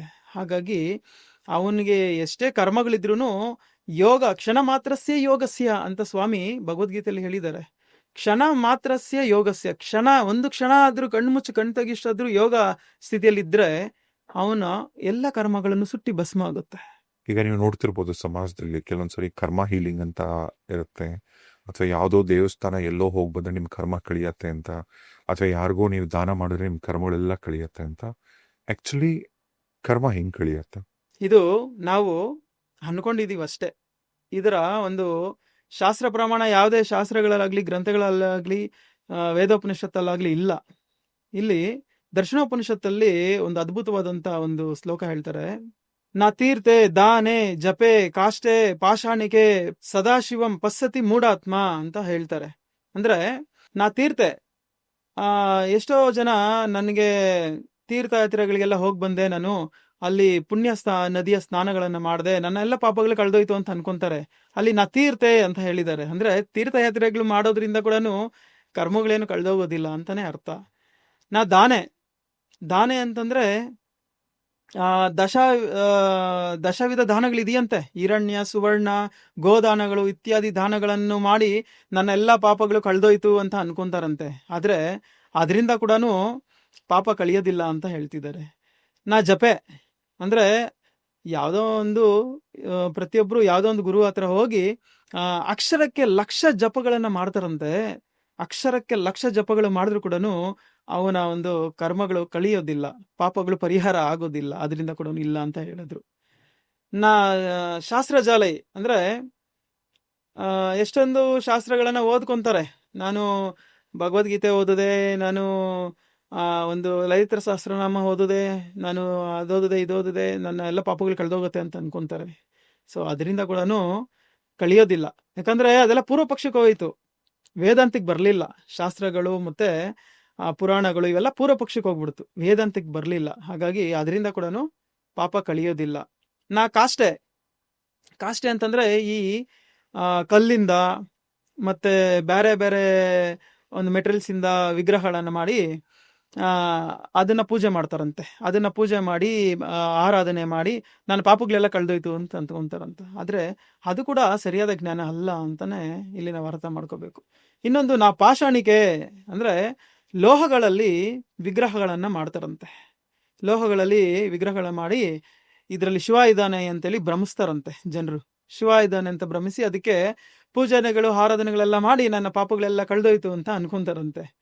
ಅಲ್ಲಿ ಏನ್ ಹೇಳ್ತಾ ಇದ್ದಾರೆ ಅಂದ್ರೆ, ಇಷ್ಟು ಕಷ್ಟ ಬಿದ್ದಿದೆಲ್ಲ ಮಾಡಿ ಪಸ್ಸತಿ ಮೂಢಾತ್ಮ ಅಂತ ಹೇಳಿದ್ರು. ಅಂದ್ರೆ ಇವರೆಲ್ಲ ಮೂಢರು ಅಂತ ಹೇಳ್ದ. ಇಷ್ಟೆಲ್ಲ ಕಷ್ಟ ಬಿದ್ದು ಮಾಡಿದ್ರು ಕೂಡ ಮೂಢರು ಅಂತ ಹೇಳ್ಬಿಟ್ರು. ನೋಡಿದ್ರ ಒಂದೇ ಒಂದು ಶ್ಲೋಕದಲ್ಲಿ. ಹಾಗಾದ್ರೆ ಮತ್ತೆ ಇದ್ಯಾವ್ದ್ರಲ್ಲೂ ಇಷ್ಟೆಲ್ಲ ಮಾಡಿದ್ರು ಕೂಡ ನಮ್ಗೆ ಏನು ಈ ಪಾಪ ನಮ್ಗೆ ಕಳಿಯೋದಿಲ್ಲ, ಕರ್ಮಗಳು ಕಳಿಯೋದಿಲ್ಲ. ಮತ್ ಹಂಗಿದ್ರೆ ಆ ಸೃಷ್ಟಿಕರ್ತ ಶಿವ ಏನಿದೆ, ಶಿವ ಆ ಪರಮಾತ್ಮ ಎಲ್ಲಿದ್ದಾನೆ? ಈ ಪ್ರಶ್ನೆ ಬರುತ್ತೆ ಅಂತ ಗೊತ್ತಿತ್ತು. ಈ ಇದ್ರ ಬಗ್ಗೆನೆ ಇನ್ನೊಂದು ಶ್ಲೋಕದಲ್ಲಿ ಹೇಳ್ತಾರೆ, ಶಿವೇ ದೇಹ ಪ್ರತಿಷ್ಠಿತ. ಅಂದ್ರೆ ಶಿವ ಹೊರಗಡೆ ಮೆಟೀರಿಯಲಿಸ್ಟಿಕ್ ವರ್ಲ್ಡ್ ಅಲ್ಲಿ ಇಲ್ಲ, ಭೌತಿಕ ಪ್ರಪಂಚದಲ್ಲಿ ಇಲ್ಲ. ಶಿವ ಎಲ್ಲಿದ್ದಾನೆ ಅಂತಂದ್ರೆ, ಶಿವೇ ದೇಹ ಪ್ರತಿಷ್ಠಿತ. ಶಿವ ನಮ್ಮ ದೇಹದ ಒಳಗಡೆನೆ ಪ್ರತಿಷ್ಠಿತವಾಗಿದ್ದಾನೆ ಅಂತ ಸ್ಪಷ್ಟವಾಗಿ ಹೇಳಿದ್ದಾರೆ. ಈಗ ನೀವು ನೋಡಿದ್ರೆ ಹಿಂಗೆ ಹೇಳ್ತೀರಾ, ಮತ್ ಹಂಗಾರೆ ಪೂಜೆಗಳು ಮಾಡೋ ಉದ್ದೇಶ ಏನು? ಅಜ್ಞಾನಂ ಭಾವನಾರ್ಥಯ ಪ್ರತಿಮಾಂ ಪರಿಕಲ್ಪಿತ. ಅಂದ್ರೆ ಈ ಏನಂದ್ರೆ ಎಲ್ಲರೂ ಈಗ IAS IPS ಆಗ್ಬೇಕು ಅಂತ ಅನ್ಕೊಳೋದಕ್ಕೆ ಆಗೋದಿಲ್ವಲ್ಲ. ಹಾಗಾಗಿ ಇಲ್ಲೇನಾಗುತ್ತೆ ಅಂತಂದ್ರೆ, ಅಜ್ಞಾನಂ ಭಾವನಾರ್ಥಯ ಅಂದ್ರೆ ಜ್ಞಾನ ಇಲ್ಲದೆ ಕಾರಣದಿಂದ ಅವ್ರಿಗೆ ಯಾವುದೋ ಒಂದು ದೇವಿ ದೇವತ ಇದಾನೆ ಅನ್ನೋ ಒಂದು ಕಲ್ಪಿಸಬೇಕು, ಅವ್ರಿಗೆ ಆ ವಿಷಯ ಗೊತ್ತಾಗ್ಬೇಕು ಅನ್ನೋ ಉದ್ದೇಶಕ್ಕೋಸ್ಕರ ನಮ್ಮ ಆರ್ಯರು ಏನ್ ಮಾಡಿದ್ರು ಅಂದ್ರೆ, ಈ ತೀರ್ಥಯಾತ್ರೆಗಳು ಮತ್ತೆ ದೇವಸ್ಥಾನಗಳು, ದೇವಿ ದೇವತೆ ಆರಾಧನೆಗಳನ್ನೆಲ್ಲ ಅವರು ರಚನೆ ಮಾಡಿದ್ರು. ಈಗ ಪ್ರವೃತ್ತಿ ಮಾರ್ಗ, ನಿವೃತ್ತಿ ಮಾರ್ಗ ಅಂತ ಏನ್ ಮಾತಾಡ್ತೀವಲ್ಲ, ಇದೇನ್ ಆಕ್ಚುಲಿ? ಇದಕ್ಕೂ ಅದಕ್ಕೂ ಏನ್ ವ್ಯತ್ಯಾಸ? ಮನುಧರ್ಮಶಾಸ್ತ್ರದಲ್ಲಿ ಮನು ಮಹರ್ಷಿ ಅದ್ಭುತವಾಗಿ ಇದ್ರ ಬಗ್ಗೆ ಹೇಳಿದ್ದಾರೆ. ಪ್ರವೃತ್ತಂಚ ನಿವೃತ್ತಂಚ ದ್ವಿವಿಧಂ ವೈದ ಮಾರ್ಗಿತಂ ಅಂತ ಹೇಳಿದ್ದಾರೆ. ಅಂದ್ರೆ ಪ್ರವೃತ್ತಿ ಕರ್ಮಿ ಲಕ್ಷಣಂ, ನಿವೃತ್ತಿ ಜ್ಞಾನಿ ಲಕ್ಷಣಂ. ಅಂದ್ರೆ ಪ್ರವೃತ್ತಿ ನಿವೃತ್ತಿ ಅನ್ನೋ 2 ಮಾರ್ಗಗಳಿದೆ. ಈ ಪ್ರವೃತ್ತಿಯಲ್ಲಿ ಏನಾಗುತ್ತೆ ಅಂತಂದ್ರೆ, ಅಲ್ಲೆಲ್ಲೋ ದೇವ್ರಿದ್ದಾರೆ, ಇಲ್ಲೆಲ್ಲೋ ದೇವ್ರಿದ್ದಾರೆ, ಆ ದೇವಸ್ಥಾನಕ್ಕೆ ಹೋದ್ರೆ ನಮ್ಗೆ ಈ ತರ ಆಗತ್ತೆ, ಈ ಒಂದು ಗುರುಜಿ ಹತ್ರ ಹೋದ್ರೆ ನಮ್ಗೆ ಹಂಗಾಗತ್ತೆ, ಈ ಸ್ವಾಮೀಜಿ ಹತ್ರ ಹೋದ್ರೆ ನಮ್ಗೆ ಇನ್ನೇನೋ ಸಿಗತ್ತೆ ಅಂತೇಳಿ ಭಗವಂತನನ್ನ ಹೊರಗಡೆನೆ ಹುಡ್ತಾ ಇರ್ತಾರೆ. ಅದರಿಂದ ಸಮಯ ವ್ಯರ್ಥ, ಮತ್ತೆ ದುಡ್ಡು ವೆಚ್ಚ, ಮತ್ತೆ ನಮ್ಮ ಎನರ್ಜಿ ಕೂಡ ಲಾಸ್ ಆಗುತ್ತೆ. ಸೊ ಎಷ್ಟೇ ಹುಡುಕಿದ್ರು ಈ ಭೌತಿಕ ಜಗತ್ತಲ್ಲಿ ಭಗವಂತ ಅನ್ನೋನು ಸಿಗೋದಿಲ್ಲ. ನಿವೃತ್ತಿ ಮಾರ್ಗ ಜ್ಞಾನಿ ಲಕ್ಷಣಂ ಅಂತ ಹೇಳ್ತಾರೆ. ಅಂದ್ರೆ ಈ ಜ್ಞಾನಿ ಅನ್ನೋನು ಏನ್ ಮಾಡ್ತಾನೆ ಅಂದ್ರೆ, ಒಳಗಡೆ ಹುಡುಕೋದಕ್ಕೆ ಶುರು ಮಾಡ್ತಾನೆ. ಇವನು ಕರ್ಮಿ ಆಚೆಗಡೆ ದೇವ್ರನ್ನ ಹುಡುಕ್ತಾನೆ, ಜ್ಞಾನಿ ಒಳಗಡೆ ದೇವ್ರನ್ನ ಹುಡುಕೋದಕ್ಕೆ ಪ್ರಯತ್ನ ಮಾಡ್ತಾನೆ. ಹಿಂಗಾಗಿ ನಿವೃತ್ತಿ ಜ್ಞಾನಿ ಲಕ್ಷಣಂ ಅಂತ ಹೇಳಿದ್ರು. ನಿವೃತ್ತಿ ಯಾರು ಆಚರಣೆ ಮಾಡ್ತಾರೋ ಅವ್ರು ಜ್ಞಾನಿಗಳು ಅಂತ ಅರ್ಥ. ಈಗ ನೀವು ನೋಡಿರ್ಬೋದು, ಕಾಶಿಗೆಲ್ಲ ಹೋದ್ರೆ ಈ ಅಗೋರಿಗಳು ಸ್ಮಶಾನದಲ್ಲಿ ಮಣಿಕರ್ಣಿಕಾ ಘಾಟಲ್ಲಿ ಹೆಣದ ಮೇಲೆ ಕೂತ್ಕೊಂಡೆಲ್ಲ ಸಾಧನೆಗಳು ಮಾಡ್ತಾರೆ. ಇನ್ ಕೆಲವೊಂದ್ ಕಡೆ ಉಗ್ರ ಪೂಜೆಗಳು ಮಾಡ್ತಾರೆ. ಕೆಲವು ತಾಂತ್ರಿಕರು ಸ್ಮಶಾನದೆಲ್ಲ ಪೂಜಿಸ್ತಾರೆ. ಕೆಲವರು ಅಂದ್ರೆ ದೈವಿ ಶಕ್ತಿಗಳನ್ನ ಏನಂತ ಹೇಳಿ ವಶ ಮಾಡ್ಕೊಳಕ್ಕೆ. ಇನ್ ಕೆಲವರು ಸಾತ್ವಿಕ ಪೂಜೆಗಳು ಮಾಡಿದ್ರು ದೇವಸ್ಥಾನದಲ್ಲಿ ಮಾಡ್ತಾನೆ ಇರ್ತಾರೆ. ಹಾಗಿದ್ರೆ ಇವ್ರುಗಳೆಲ್ಲ ಸೇರಿ ಪೂಜೆ ಮಾಡ್ತಿರಲ್ಲ, ಇದ್ರ ಅರ್ಥ ಏನು ಹಂಗಾರೆ? ಇಲ್ಲಿ ಏನಾಗತ್ತೆ ಅಂತಂದ್ರೆ, ಶಂಕರಾಚಾರ್ಯರು ಮೂಲ ಅಗೋರಿ ಪಂಗಡಗಳಿಗೆ ಮೂಲ ಶಂಕರಾಚಾರ್ಯರು. ಶಂಕರಾಚಾರ್ಯರು ಅದ್ಭುತವಾಗಿ ಶಿವಾನಂದ ಲಹರಿಯಲ್ಲಿ ಒಂದು ಶ್ಲೋಕವನ್ನು ಹೇಳ್ತಾರೆ. ಸದಾಶಿವೋಕ್ತಾನಿ ಸಪಾದಿ ಲಕ್ಷ ಲಯಾವದಾನಾನಿ ವಸಂತ ಲೋಕೆ ನಾದಮಹೆ ಮಾನ್ಯತಮಂ ಲಯನಂ ಉತ್ತಮಮಂ ಅಂತ ಹೇಳ್ತಾರೆ. ಅಂದ್ರೆ 1,40,00,000 ಮಾರ್ಗಗಳಿದೆಯಂತೆ ಭಗವಂತನನ್ನ ಸೇರೋದಕ್ಕೆ. ಒಬ್ಬೊಬ್ರು ಒಂದೊಂದು ಮಾರ್ಗವನ್ನು ಹಿಡಿದಿರೋದು ಗುರುಗಳ ಕಡೆಯಿಂದಾಗ್ಲಿ ಶಿಷ್ಯರ ಕಡೆಯಿಂದಾಗ್ಲಿ ತಪ್ಪೇನು ಇಲ್ವಂತೆ. ಆದ್ರೆ ಎಲ್ಲ ದಿಕ್ಕಿನ ಉತ್ತಮವಾಗಿರುವಂತದ್ದು ಒಂದು ಮಾರ್ಗ ಇದೆಯಂತೆ, ಅದೇ ಲಯಯೋಗ ಅಂತ ಹೇಳಿದ್ರು. ಎಲ್ಲ ದಿಕ್ಕಿನ ಉತ್ತಮವಾಗಿರುವಂತದ್ದು ಒಂದಿದೆ, ಅದು ಲಯಯೋಗ. ಈಗ ಉತ್ತಮವಾಗಿರುವಂತದ್ದೇ ಹಿಡಿಬೇಕಲ್ಲ ನಾವು. ಎಷ್ಟೊಂದು ಇದಾವೆ, ಇಲ್ಲ ಅಂತಲ್ಲ. ಅದೆಲ್ಲ ಏನಂದ್ರೆ ಸುತ್ತಿ ಬಳಸ್ಕೊಂಡು ಹೋಗ್ತಾ ಹೋಗ್ತಾ ಹೋಗ್ತಾ ಹೋಗ್ತಾ ಕೊನೆಗೆ ನಾವು ನಮ್ಮ ಗಮ್ಯ ಸೇರ್ತೀವ ಇಲ್ವೋ ಅನ್ನೋ ಗ್ಯಾರಂಟಿನೇ ಇಲ್ಲ. ಅಂದ್ರೆ ನಾವು ಡೈರೆಕ್ಟಾಗಿ ಮೈನ್ ರೋಡಲ್ಲಿ ಹೋದಾಗ ನಾವು ಪಕ್ಕಾ ನಾವು ಅನ್ಕೊಂಡಿರೋ ಜಾಗಕ್ಕೆ ಸೇರ್ತೀವಿ. ಹಾಗಾಗಿ ಶಂಕರಾಚಾರ್ಯರು ಕೂಡ ಇದ್ರ ಬಗ್ಗೆ ಅದ್ಭುತವಾಗಿ ಹೇಳಿದ್ದಾರೆ. ನಾವು ಅದನ್ನ ಫಾಲೋ ಮಾಡೋದ್ರಿಂದ ನಮಗೆ ತುಂಬಾ ಸುಲಭ ಆಗತ್ತೆ. ಎಲ್ಲ ಪ್ರತಿಯೊಬ್ಬ ಯೋಗಿಗಳಿಗೂ ಸಾಧಕರಿಗೂ ಆಧ್ಯಾತ್ಮಿಕ ಜಿಜ್ಞಾಸೆ ಇರುತ್ತೋ ಅಂಥವ್ರೆಲ್ಲರೂ ಈ ತರ ಒಂದು ದಾರಿಯಲ್ಲಿ ಹೋಗ್ಬೇಕು. ಆಗ ಅವರಿಗೆ ಬೇಗ ಪ್ರಾಪ್ತಿ ಆಗುತ್ತೆ ಭಗವಂತನ ಒಂದು ಮಾರ್ಗ. ಪ್ರಾಣ ಅಂತಂದ್ರೆ ಫಸ್ಟ್ ಆಕ್ಚುಲಿ ಬ್ರೀತಿಂಗ್ ಅಂತ ಅನ್ಕೊಂಡಿರ್ತೀವಿ. ಈ ಪ್ರಾಣ ಅಂದ್ರೆ ಏನು? ಪ್ರಾಣ ಅಂತಂದ್ರೆ ಅಂತರ್ಗತವಾಗಿರುವಂತಹ ಕುಂಡಲಿನಿ ಶಕ್ತಿ ನಮ್ಮ ಒಳಗಡೆ ಅಂತರ್ಮದವನ್ನ ಮಾಡ್ಬೇಕು ನಾವು. ಅಂತರ್ಮದನವನ್ನ ಮಾಡಿದಾಗ ಅಂತರ್ಗತವಾಗಿರುವಂಥ ಕುಂಡಲಿನಿ ಶಕ್ತಿ ಜಾಗೃತಿಯಾಗಿ ಅದು ಊರ್ಧ್ವಕ್ಕೆ ಬರ್ತದೆ. ಯಾವಾಗ ಊರ್ಧ್ವಕ್ಕೆ ಬರುತ್ತೋ ಆವಾಗ ಉತ್ಪತ್ತಿ ಸ್ಥಾನದಲ್ಲಿ ತೆಗೆದುಕೊಂಡು ಹೋಗಿ ಅದನ್ನ ನಾವು ಸೇರಿಸ್ಬೇಕಾಗತ್ತೆ.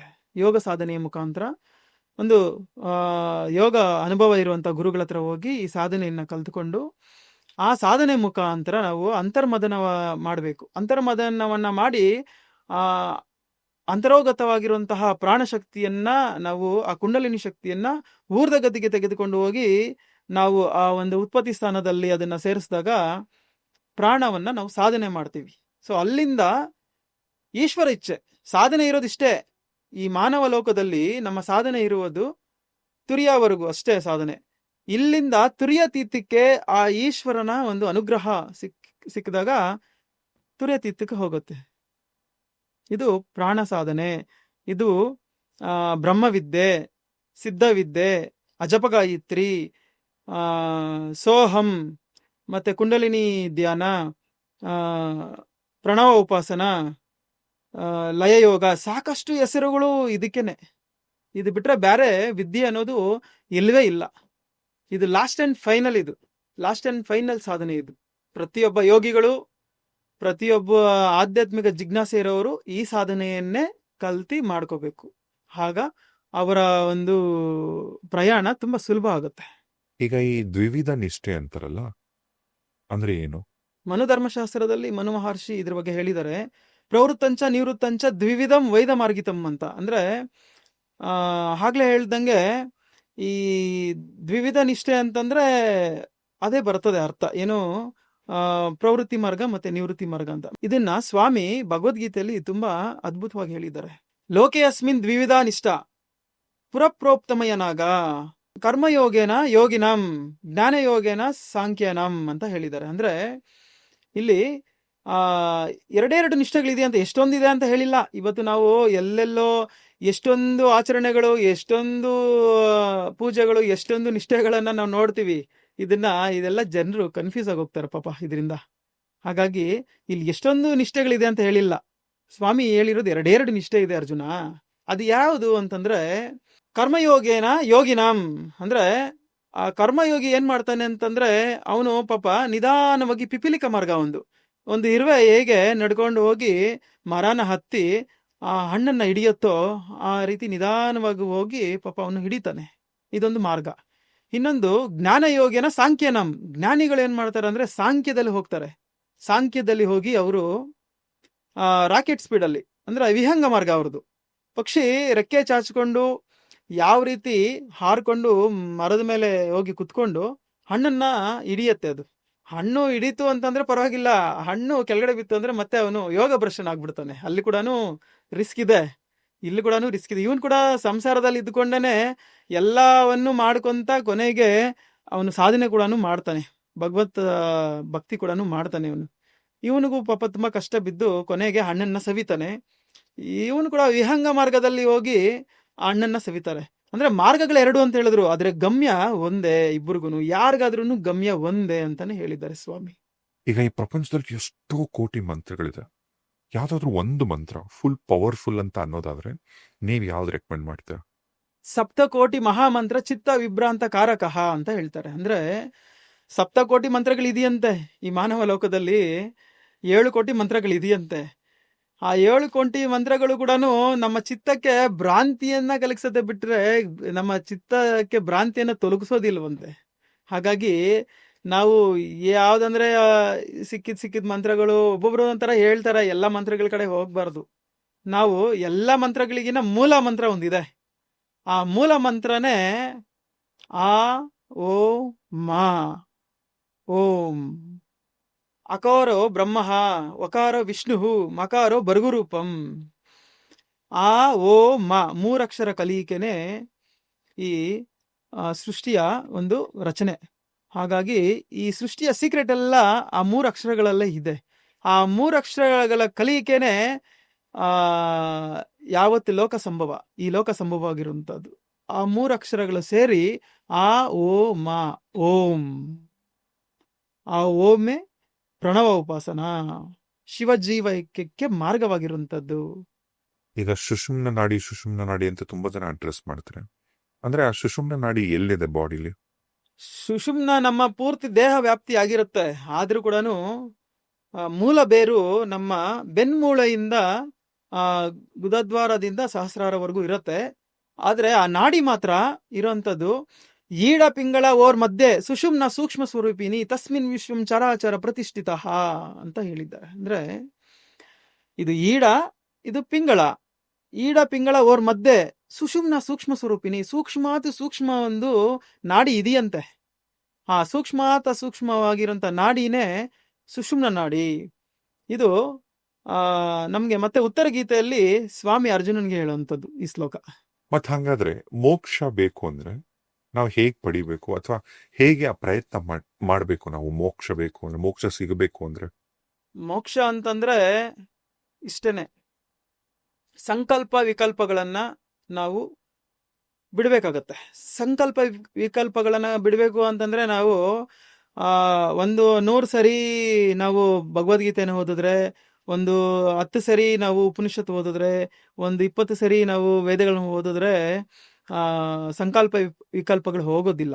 ಸಂಕಲ್ಪ ವಿಕಲ್ಪಗಳು ಹೋಗ್ಬೇಕು ಅಂತಂದ್ರೆ ನಾವು ಮಾಡ್ಬೇಕಾಗಿರುವಂಥದ್ದು ಸಾಧನೆ. ಇಲ್ಲಿ ಯೋಗ ಸಾಧನೆ ಯಾರು ಮಾಡಿ ಯೋಗ ಸಾಧನೆಯ ಮುಖಾಂತರ ಸುಷುಮ್ನ ನಾಡಿಯನ್ನ, ಅಂದ್ರೆ ಡೌನ್ವರ್ಡ್ಸ್ ಬಂದಿರುವಂತ ಪ್ರಾಣಶಕ್ತಿಯನ್ನ ತೆಗೆದುಕೊಂಡು ಹೋಗಿ ಸುಷುಮ್ನ ನಾಡಿಯಲ್ಲಿ ಸೇರಿಸ್ತಾರೋ ಅವ್ರಿಗೆ ಮುಕ್ತಿ ಅನ್ನೋದು ಪ್ರಾಪ್ತಿಯಾಗತ್ತೆ. ಅಂತವ್ರಿಗೆ ಸಂಕಲ್ಪ ವಿಕಲ್ಪಗಳು ಇರೋದಿಲ್ಲ.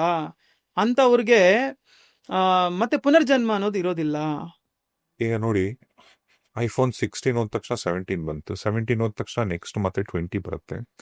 ನಮಗೆ ಅದ್ ಬೇಕು, ಇದ್ ಬೇಕು, ಅಲ್ಲಿ ಹೋಗ್ಬೇಕು, ಇಲ್ಲಿ ಹೋಗ್ಬೇಕು, ಚೆನ್ನಾಗಿ ಕಾಣಿಸ್ಬೇಕು, ಒಳ್ಳೆ ಬಟ್ಟೆ ಹಾಕ್ಬೇಕು, ಏನದು ಮೈ ಮೇಲೆ ಬಂಗಾರ ಹಾಕೊಂಡು ಓಡಾಡ್ಬೇಕು, ನನ್ನ ಹೆಂಡತಿ ನನ್ನ ಮಕ್ಕಳು ಮಾತ್ರ ಚೆನ್ನಾಗಿರ್ಬೇಕು, ನನ್ನ ಗಂಡ ನನ್ನ ಹೆಂಡತಿ ಮಾತ್ರ ಚೆನ್ನಾಗಿರ್ಬೇಕು.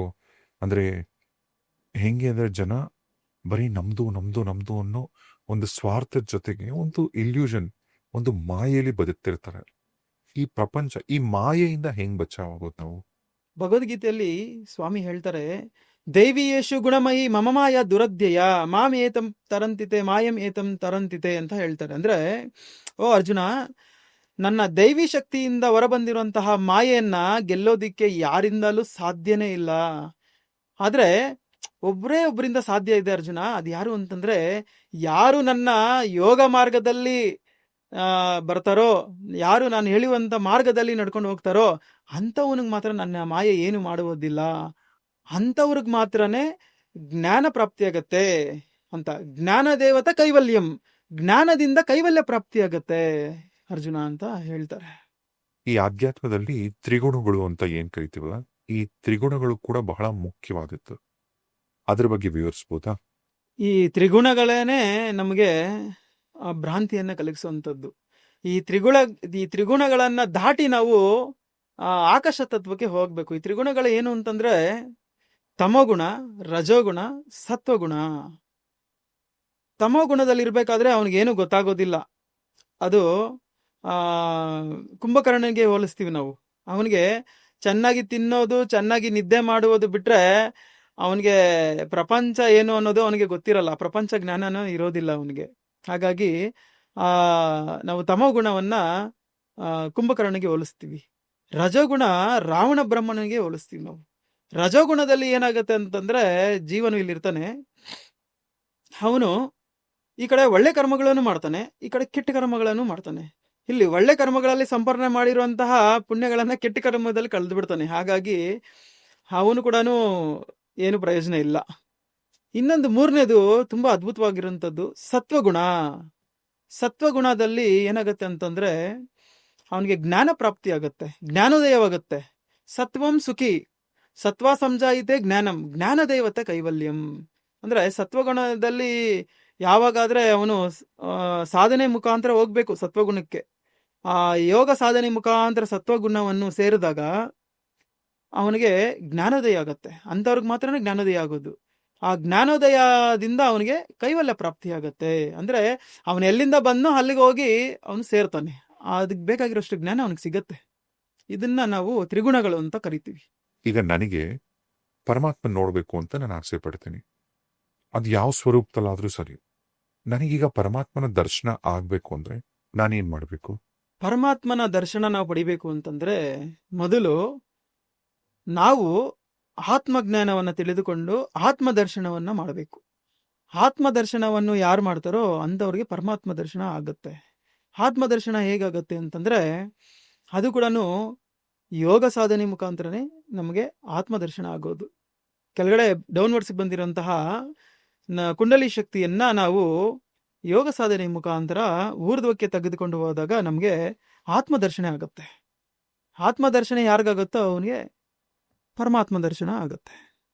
ಈಗ ಕೆಲವರು ಕರ್ಮ ಮಾರ್ಗದಲ್ಲಿ ಇರ್ತಾರೆ, ಕರ್ಮನ ಸ್ಟ್ರಾಂಗ್ ಆಗಿ ನಂಬ್ತಿರ್ತಾರೆ. ಈ ಕರ್ಮ ಮಾರ್ಗದಲ್ಲಿ ಇರೋರು ಜ್ಞಾನ ಮಾರ್ಗಕ್ಕೆ ಶಿಫ್ಟ್ ಆಗ್ಬೇಕು ಅಂದ್ರೆ ಏನ್ ಮಾಡ್ಬೇಕು? ಕರ್ಮ ಮಾರ್ಗದಲ್ಲಿ ಈ ಭೌತಿಕದಲ್ಲೇ ನಾವು ಇದ್ದೋಗ್ಬಿಡ್ತೀವಿ. ಯಾವಾಗ್ಲೂ ನಾವು ಅಟ್ಯಾಚ್ಮೆಂಟ್ಸ್ ಅಲ್ಲಿ ಇರ್ತೀವಿ. ಪ್ರತಿಯೊಂದು ವಸ್ತುಗಳ ಜೊತೆ, ಪ್ರತಿಯೊಂದು ವ್ಯಕ್ತಿಗಳ ಜೊತೆ, ವಿಷಯಗಳ ಜೊತೆ, ಜಾಗಗಳ ಜೊತೆ ನಾವು ಅಟ್ಯಾಚ್ಮೆಂಟ್ಸ್ ಬೆಳೆಸ್ಕೊಂಡ್ಬಿಟ್ಟಿರ್ತೀವಿ. ಯಾವಾಗ ನಾವು ಅಟ್ಯಾಚ್ಮೆಂಟ್ಸ್ನ ಕಮ್ಮಿ ಮಾಡ್ಕೊಂತೀವೋ ಆವಾಗ ನಾವು ಈ ಮೆಟರಿಸ್ಟಿಕ್ ಜರ್ನಿಯಿಂದ ನಾವು ಸ್ಪಿರಿಚುವಲ್ ಜರ್ನಿ ಕಡೆಗೆ ಹೋಗ್ಬೋದು. ಅಂದ್ರೆ ಇದು ಮಾತಲ್ಲಿ ಹೇಳೋದು ತುಂಬಾ ಸುಲಭ, ಆದ್ರೆ ಕ್ರಿಯೆ ಮಾಡಬೇಕು, ಕ್ರಿಯೆ ಅನುಭವ ಬೇಕಿಲ್ಲಿ. ಕ್ರಿಯೆ ಮಾಡಬೇಕಾದ್ರೆ ಏನಾಗುತ್ತೆ ಅಂತಂದ್ರೆ ನಮ್ಮ ಉಚ್ಛ್ವಾಸ ನಿಶ್ವಾಸಗಳು ಕಡಿಮೆ ಆಗುತ್ತೆ. ಯಾಕಂತಂದ್ರೆ ನಮ್ಮ ಮನಸ್ಸಿಗೂ ಉಸಿರಾಟಕ್ಕೂ ಅವಿನಾಭಾವ ಸಂಬಂಧ ಇದೆ ಇಲ್ಲಿ. ಅದನ್ನ ನಾವು ಅರ್ಥ ಮಾಡ್ಕೋಬೇಕು. ಈ ಚಲೆ ವಾತೆ ಚಲೆ ಬಿಂದು ನಿಚ್ಚಲೆ ಭವೇತ್ ಅಂತ ಹೇಳ್ತಾರೆ. ಅಂದ್ರೆ ಚಲೆ ವಾತೆ ಅಂದ್ರೆ ವಾಯು, ಬಿಂದು ಅಂತಂದ್ರೆ ಮನಸ್ಸು. ವಾಯು ಚಲಿಸಿದರೆ ಮನಸ್ಸು ಚಲಿಸುವುದು, ಮನಸ್ಸು ಚಲಿಸಿದರೆ ವಾಯು ಚಲಿಸುವುದು. ಹಾಗಾಗಿ ಇಲ್ಲಿ ನಾವು ಪ್ರೊಸೀಜರ್ನ ರಿವರ್ಸ್ ಮಾಡಬೇಕು. ಒಂದು ಮನಸ್ಸನ್ನಾದ್ರೂ ನಿಲ್ಲಿಸ್ಬೇಕು, ಇಲ್ಲ ಅಂತಂದ್ರೆ ವಾಯುನಾದ್ರೂ ನಿಲ್ಲಿಸ್ಬೇಕು. ಎರಡರಲ್ಲಿ ಯಾವ್ದಾದ್ರೂ ಒಂದು ನಿಲ್ಸಿದ್ರೆ ಎರಡು ನಿಂತೋಗುತ್ತೆ. ಹಾಗಾಗಿ ನಾವು ಮನಸ್ಸನ್ನಂತೂ ನಿಲ್ಸಕ್ ಆಗೋದಿಲ್ಲ, ಆದ್ರೆ ವಾಯುನ ನಿಲ್ಸೋಂತಹ ಸಾಹಸ ನಮ್ಮ ಕೈಯಲ್ಲೇ ಇದೆ. ನಾವು ಪ್ರಯತ್ನ ಮಾಡಿದ್ರೆ ಅದಕ್ಕೆ ತಗ್ಗಾಗಿರುವಂತಹ ಯೋಗ ಸಾಧನೆ ಮಾಡಿ ಪ್ರವೀಣರಾಗಿರುವಂತಹ ಗುರುಗಳ ಹತ್ರ ಹೋಗಿ ಅಂತ ಗುರುಗಳ ಒಂದು ಇದನ್ನ ಜ್ಞಾನವನ್ನ ಪಡ್ಕೊಂಡು ಅವರ ಮಾರ್ಗದರ್ಶನದಲ್ಲಿ ಯೋಗ ಸಾಧನೆ ಮಾಡೋದಾದ್ರೆ ವಾಯು ಕಮ್ಮಿ ಆಗತ್ತೆ. ಯಾವಾಗ ವಾಯು ಕಮ್ಮಿ ಆಗುತ್ತೋ ಮನಸ್ಸು ಸಂಚಲಿತ ಕಮ್ಮಿ ಆಗುತ್ತೆ. ಮನಸ್ಸಿನ ಚಂಚಲಿತ ಯಾವಾಗ ಕಮ್ಮಿ ಆಗುತ್ತೋ ಆಟೋಮೆಟಿಕ್ ಆಗಿ ನಮ್ಗೆ ಅಟ್ಯಾಚ್ಮೆಂಟ್ಸ್ ಅನ್ನೋದು ದೂರ ಹೋಗುತ್ತೆ. ಮೆಟೀರಿಯಲಿಸ್ಟಿಕ್ ನಮ್ಗೆ ಅಷ್ಟು ಇಂಪಾರ್ಟೆಂಟ್ ಅಲ್ಲ ಅನ್ಸುತ್ತೆ. ಯಾಕಂತಂದ್ರೆ ಈ ಭೌತಿಕ ಜಗತ್ತಲ್ಲಿ ಏನು ಇಲ್ಲ, ಪದಾರ್ಥ ಜ್ಞಾನವಷ್ಟೇ ಇರೋದು ಈ ಭೌತಿಕ ಜಗತ್ತಲ್ಲಿ. ಹಾಗಾಗಿ ಪರಮಾತ್ಮನೂ ಒಬ್ಬ ಇದ್ದಾರೆ, ಪರಮಾತ್ಮನವರು ಒಬ್ರಿದ್ದಾರೆ. ಈ ಸೃಷ್ಟಿಗೆ ಮೂಲ ಯಾವುದೋ ಒಂದು ಶಕ್ತಿ ಇದೆ. ಆ ಶಕ್ತಿಯನ್ನ ಪಡಿಬೇಕು ಅನ್ನುವಂಥ ಸಂಕಲ್ಪ ಪ್ರತಿಯೊಬ್ಬರಲ್ಲೂ ಬರಬೇಕು. ಪ್ರತಿಯೊಬ್ಬರು ಮನೆಯಲ್ಲೂ ಒಬ್ಬ ಯೋಗಿಗಳಿರಬೇಕು. ಆಗ ಮಾತ್ರ ನಮ್ಮ ಸಮಾಜ ಸುಭಿಕ್ಷವಾಗಿರುತ್ತದೆ. ಯಾವುದೇ ಕ್ರೋಧಗಳಿಂದ, ಸ್ವಾರ್ಥಗಳಿಂದ ಮತ್ತೆ ಬೇರೆ ಬೇರೆ ತೊಂದರೆಗಳು ಮಾಡೋದ್ರಿಂದ ಸಮಾಜ ಸುಭಿಕ್ಷವಾಗಿರೋದಿಲ್ಲ. ನಾವೆಷ್ಟೇ ಸಮಾಜಕ್ಕೆ ಅನ್ನದಾನ ಮಾಡ್ಬೋದು, ವಿದ್ಯಾದಾನ ಮಾಡ್ಬೋದು, ಬೇರೆ ಬೇರೆ ದಶವಿಧ ದಾನಗಳು ಏನು ಹೇಳಿದ್ದೆ ಆ ದಾನಗಳೆಲ್ಲ ಮಾಡ್ಬೋದು. ಅದರಿಂದ ಮನಸ್ಸು ಶಾಂತ ಸ್ಥಿತಿಗೆ ಬರೋದಿಲ್ಲ. ನಾನು ಮಾಡಿದ್ದೆ ಅಂತ ಅಹಂ ಬರುತ್ತೆ ಬಿಟ್ರೆ ಶಾಂತ ಸ್ಥಿತಿ ಮಾತ್ರ ಬರೋದಿಲ್ಲ. ಹಾಗಾಗಿ ನಾವು ಪಡಿಬೇಕು ಅಂತಂದ್ರೆ ಏಕೈಕ ಮಾರ್ಗ ಯೋಗ ಮಾರ್ಗ. ಆ ಯೋಗ ಸಾಧನೆಯಿಂದನೇ ನಾವು ಪರಮಾತ್ಮನನ್ನ ಸೇರೋದಕ್ಕೆ ಸಾಧ್ಯ ಆಗತ್ತೆ.